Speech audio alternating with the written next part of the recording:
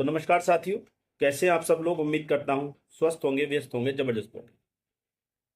तो साथियों, आज बात करेंगे हाल ही में जो उत्तराखंड प्राथमिक शिक्षक भर्ती 2906 पद जो ऑनगोइंग है, उसकी छठी काउंसलिंग आप सभी जानते हैं 24 मई को जिलेवार जो है वो संपन्न हो गई है। उसको लेकर के क्या क्या घटनाक्रम हुआ है और उस पर जो सवाल बनते हैं उन पर आज चर्चा करेंगे। आप जानते हैं 26 मई 2025 को ही माननीय सर्वोच्च न्यायालय में एक कंटेम्प्ट की याचिका गई और उसकी 26 तारीख में आप जानते हैं सुनवाई हुई। उसका कोर्ट ऑर्डर भी आ गया है। क्या है कोर्ट ऑर्डर में, एक तो उस पर बात करेंगे।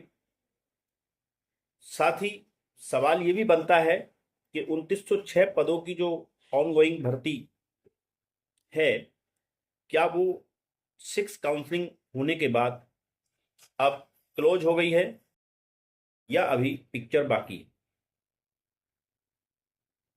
तीसरा सवाल ये बनता है कि एनएसडीएलएड के साथियों ने इतनी लंबी जद्दोजहद की इस भर्ती में शामिल होने के लिए, तो क्या एनएसडीएलएड वाले जो हमारे साथी हैं, न्याय मिल पाया उनको। इन सवालों के इर्द गिर्द रहते हुए आज आपसे इस वीडियो के माध्यम से चर्चा करूं। निवेदन है वीडियो में अंत तक बने रहें। आप सभी साथियों का स्वागत है आपके चैनल गेट सॉल्यूशन में। और साथ ही निवेदन है उन सभी साथियों से जो चैनल पर पहली बार विजिट कर रहे हैं या विजिट कर रहे हैं लगातार लेकिन चैनल को सब्सक्राइब नहीं किए हुए हैं, वो चैनल को कृपया सब्सक्राइब कर ले, बेल आइकन को हिट कर ले, ताकि शिक्षा जगत से जुड़ी छोटी बड़ी जो भी अपडेट्स हो वो समय से आप तक पहुंचती रहे। तो साथियों, जैसा कि मैंने बताया कि 24 मई 2025 को उत्तराखंड में ऑनगोइंग भर्ती 2906 पद प्राथमिक शिक्षक भर्ती जो है उसकी छठी काउंसलिंग संपन्न करा दी गई जिलेवार। आप सभी जानते हैं जो 5 मार्च का ऑर्डर है माननीय सर्वोच्च न्यायालय का, उसी के आलोक में ये 6 काउंसलिंग जो है कराई गई। लेकिन कहीं ना कहीं जो लोग माननीय सर्वोच्च न्यायालय से 5 मार्च 2024 का निर्णय लेकर के आए थे ट्रांसफर पिटीशन के माध्यम से, 239 लोग, वो लोग कहीं ना कहीं इस बात से नाखुश या असहमत थे कि काउंसलिंग में 2020-21 से लेकर के और अब तक जो आवेदन किए एनएसडीएलएड अभ्यर्थी रहे हैं उनको बुलाया गया, जिसको लेकर के एक केस माननीय न्यायालय उत्तराखंड में लगाया गया। 23 मई को उसकी सुनवाई हुई। कहीं ना कहीं जो काउंसलिंग प्रक्रिया है छठी, उस पर कहीं ना कहीं रोक लगाई जा सके, उसके लिए 23 मई को हियरिंग हुई। लेकिन उसमें जो ऑनरेबल जस्टिस जिन्होंने ये केस सुना, उन्होंने ये नहीं माना कि जो ट्रांसफर पिटीशन वाले मामले में निर्णय आया है वो केवल 239 लोगों के लिए है। इसलिए उन्होंने भर्ती की जो 6 काउंसलिंग थी उस पर कोई रोक नहीं लगाई और वो जो है 24 तारीख को जो 6 काउंसलिंग है वो पूरी तरह संपन्न हो जाती है। उसके साथ ही एक कंटेम्प्ट का मामला इसको लेकर के माननीय सर्वोच्च न्यायालय में डाला हुआ था, जिसकी सुनवाई 26 मई को हुई। यानी कि काउंसलिंग हो जाने के बाद। अब उसका जो ऑर्डर है उसमें मोटा मोटा आप ये समझ लीजिए कि जो राज्य सरकार है, शिक्षा विभाग है, उसको जो है रिटर्नेबल नोटिस जारी कर दिए गए और नोटिस को दस्ती देने की भी अनुमति दे दी गई। और साथ ही जो कंटेम्पनर हैं, यानी कि जो शिक्षा विभाग है या उत्तराखंड सरकार है, अगला जो ऑर्डर की जो सुनवाई की डेट है तब तक के लिए उनको ना हाजिर होने के लिए छूट दे दी गई। ये मोटा मोटा ऑर्डर है। अब इसको लेकर के साथियों का मानना यह है कि उसमें स्टे नहीं हुआ। तो देखिए, वो याचिका स्टे के लिए नहीं गई हुई थी। आप ये समझ लीजिए, वो याचिका स्टे के लिए नहीं गई हुई थी, वो याचिका कंटेप्ट की याचिका है। तो कंटेप्ट कब होता है? जब प्रक्रिया संपन्न हो जाए, यानी कि जो कोर्ट ने कहा है उसको ना माना जाए, वो कंटेप्ट माना। अब जाहिर सी बात है कि 24 तारीख में जो काउंसलिंग हो गई है वो हो गई है, उसमें 2-1 डिस्ट्रिक्ट की जो है वो नियुक्ति के आदेश भी आ गए हैं, जिसमें अल्मोड़ा और पौड़ी गढ़वाल की हम बात करें तो इनके जो नियुक्ति के आदेश आ गए हैं। बाकी जिलों के अभी नियुक्ति आदेश नहीं आए हैं, और जिसको लेकर के कहीं ना कहीं ये खबर भी निकल के आ रही है कि देहरादून से जिन डिस्ट्रिक्ट की निकल चुकी है उनकी हम बात नहीं कर रहे, लेकिन बाकी डिस्ट्रिक्ट की नियुक्ति आदेश को अभी जो है रोका गया है। क्योंकि आप समझिए, जो रिटर्नेबल नोटिस गया है तो उसमें सरकार से जरूर पूछा गया होगा कि आपने ये किस तरह से काउंसलिंग की है और क्या है, इसमें सारी चीजें पूछी गई। तो जाहिर सी बात है, सरकार अब आगे अपने आप को फंसाना नहीं चाहेगी और वो तब तक नियुक्ति आदेश नहीं निकालेगी जब तक कि ये जो कंटेप्ट का मामला है इसमें कोई स्पष्ट चीजें निकल के ना आ जाए। तो ये रहा। अब सवाल ये बनता है कि जो 2906 पदों की जो भर्ती ऑनगोइंग है और जिसकी 6 काउंसलिंग हो चुकी है 24 मई को, क्या इस काउंसलिंग के साथ ही ये भर्ती क्लोज हो जाएगी या अभी पिक्चर बाकी? तो देखिए साथियों, अभी माननीय सर्वोच्च न्यायालय का जो केस है कंटेम्प्ट वाला, उसमें अभी कोई डिसीजन नहीं आया। उसमें केवल एक हियरिंग हुई है और उसमें केवल अभी जो पक्ष रखा है वो NSDLED के उन साथियों ने रखा है जो कंटेम्प्ट की याचिका लेकर के गए हुए। अभी उसमें सरकार भी अपना पक्ष रखेगी और उसके बाद चीजें स्पष्ट होंगी कि ये भर्ती अभी जो 6 काउंसलिंग हुई है ये स्टैंड रहेगी या माननीय सर्वोच्च न्यायालय इसको निरस्त करेगा। क्या करेगा ये अभी जो है डिपेंड करता है जो माननीय सर्वोच्च न्यायालय में अभी जो केस पेंडिंग है उस पर अभी ये मामला जो है डिपेंड है। तो अभी हम ये नहीं कह सकते कि ये भर्ती क्लोज हो गई है। तो अभी इसमें जो बहुत कुछ होना बाकी है, जो डिपेंड करता है सर्वोच्च न्यायालय के जो कंटेम्प्ट वाला मामला है पेंडिंग है उसके निर्णय पर अभी जो है ये डिपेंड कर।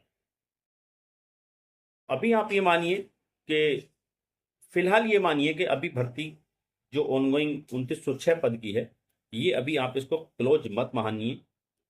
अभी इसमें बहुत कुछ हो सकता है अगर माननीय सर्वोच्च न्यायालय के सर्वोच्च न्यायालय का ऑर्डर में कुछ सरकार के या शिक्षा विभाग के खिलाफ आ जाता है। तो अब बात करते हैं, क्या NIS साथी जो इतनी लंबी जिद्दोजहद जिन्होंने की है इस भर्ती में शामिल होने के लिए या अपने कोर्स को वैलिड कराने के लिए, तो क्या उन साथियों को वास्तव में न्याय मिल पाया इस छठी काउंसलिंग इस भर्ती में शामिल होकर के? मैं कहूंगा बिल्कुल नहीं। आप देख पा रहे हैं कि 81 या 82 जो पद हैं वही इसमें फिलअप हुए हैं, जबकि RTE के माध्यम से ये चीजें निकल के आई थी, RTI के माध्यम से ये निकल करके आई थी कि 273 पद अभी खाली हैं। तो वो 273 पद कहाँ हैं? वो सारे वैकेंट तो नहीं हुए, सारे फिलअप तो नहीं हुए हैं। उसके अलावा न्याय तब मिलता जब इस भर्ती में सरकार पद बढ़ाती और पद बढ़ाने के बाद सबको शामिल कर। लेकिन ऐसा नहीं हुआ। सरकार की मंशा पर लगातार सवाल हैं कि आखिर जब फिफ्थ काउंसलिंग राज्य स्तर पे हो सकती है, देहरादून में आप फिफ्थ काउंसलिंग बुला करके कर सकते हैं, तो छठी काउंसलिंग क्यों आपने अलग अलग जिलेवार कराई और एक ही डेट में कराई? ये सवाल बनता है। सरकार की मंशा अगर साफ होती तो वो छठी काउंसलिंग भी देहरादून में बुला करके करा सकती थी, जैसे कि फिफ्थ काउंसलिंग कराई। उसके अलावा देखिए कि एनआईएस डीएलएड साथियों को बेवजह परेशान किया गया। यानी काउंसलिंग से पहले कोई भी ऐसी लिस्ट नहीं निकाली गई जिसमें काउंसलिंग में बुलाने वालों की जो संख्या है वो स्पष्ट हो सके, नाम स्पष्ट हो सके। यानी एक एक जिले में 1,500-2,000 लोगों की लिस्ट थी और वो लोग सभी वहां पर पहुंच गए। दूर दराज से लोग परेशान होकर के पहुंचे, क्योंकि सभी को लगता है कि अगर मेरा नाम आ गया तो फिर मैं नहीं होऊंगा तो दिक्कत होगी।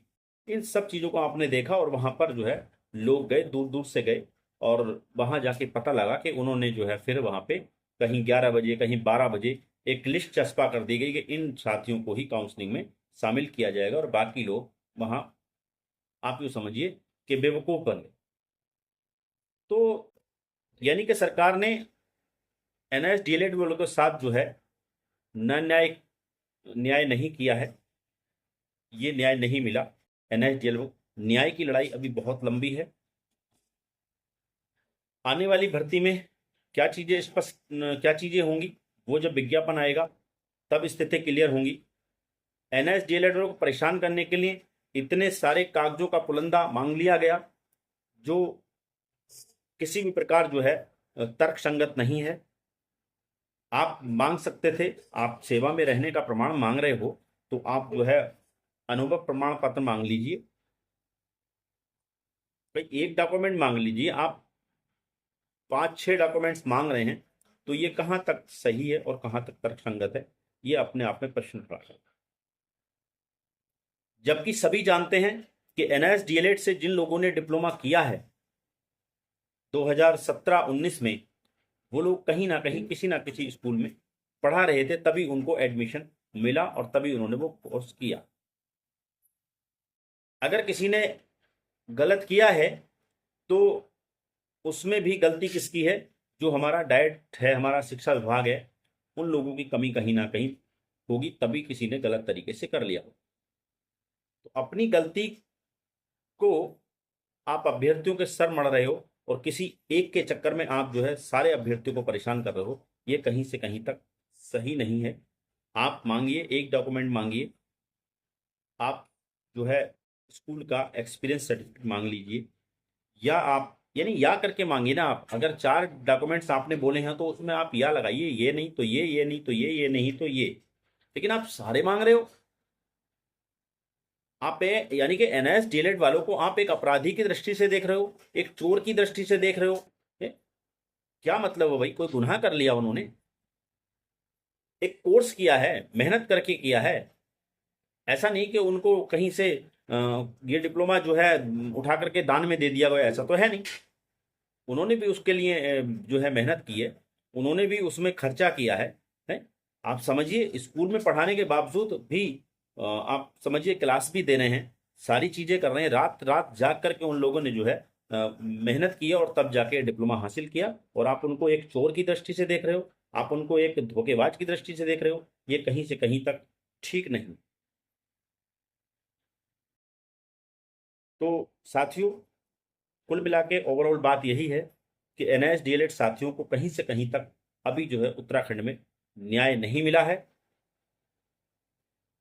न्याय के लिए अभी कई स्तर पे लड़ना जरूरी है, जिसमें मैं लगातार सवाल उठाता रहा हूं कि 2020-21 में जो बीएड चयनित हुए हैं उनको लेकर के हम लोग क्यों नहीं जा रहे उत्तराखंड हाई कोर्ट में। जो दिसंबर 2023 का ऑर्डर है मान्य उत्तराखंड हाई कोर्ट का, उसमें हम कंटेप्ट में क्यों नहीं जा रहे। विश्वनाथ सर ने डाला हुआ था कंटेप्ट का केस, लेकिन कुछ चीजों के चलते उन्होंने वो जो है केस वहां से वापस ले लिया। लेकिन बाकी हम लोग जो हैं वो तो जा सकते हैं कंटेप्ट में, लेकिन उस तरफ नहीं ध्यान है। सारे लोग बस 2000 यानी 906 पदों की भर्ती में ही उलझ कर रह गए, बाकी कहीं कुछ सोचा नहीं गया। तो साथियों, इन सब बातों के साथ आपसे विदा चाहूंगा। आगे जो भी अपडेट्स होंगी उनको लेकर के फिर आपके बीच उपस्थित रहूंगा। तब तक के लिए साथियों, नमस्कार, धन्यवाद। आपका दिन बहुत बहुत शुभ हो।